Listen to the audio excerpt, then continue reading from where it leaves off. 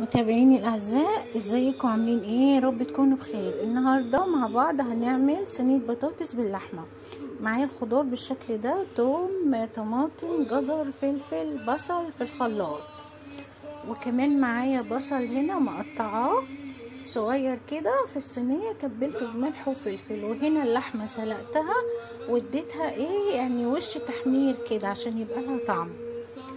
حطيت كل الخضار اللي معايا في الصينيه، وكمان حطيت شويه مرق من اللحمه، لان انا بحب الصوص بتاع صينيه البطاطس ما يبقاش تخين، يبقى فرد شويه عشان البطاطس ما تبقاش معجنه. بعد ما رصيت كل حاجه كده، انا حطيت اللحمه بعد ما شوحتها في السمنه بالشكل ده.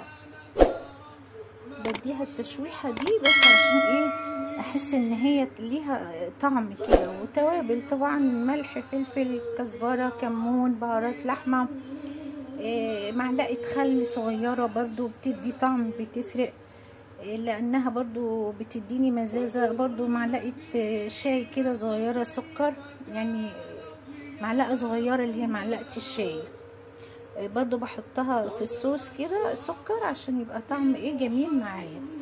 وطبعا معايا البطاطس حطيتها بالشكل الجميل ده، ودخلتهم الفرن كده على درجة حرارة 200، وغطيتها على اساس ان الوش من فوق ما يتحرقش، وتبقى البطاطس معايا طرية كده ويبقى طعمها جميل. عملت معاهم رز بالشكل ده، وبصراحة كانت احلى صينية بطاطس باللحمة. يا ريت تجربوها بنفس الطريقة دي، هتعجبكم.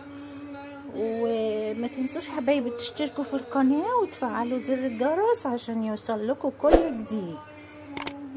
طبعا انا بحبكم في الله، ربنا يديمكم في حياتي يا رب دايما، وان شاء الله نتقابل على خير وفي صحة وفي اسعد الاحوال يا رب تكونوا.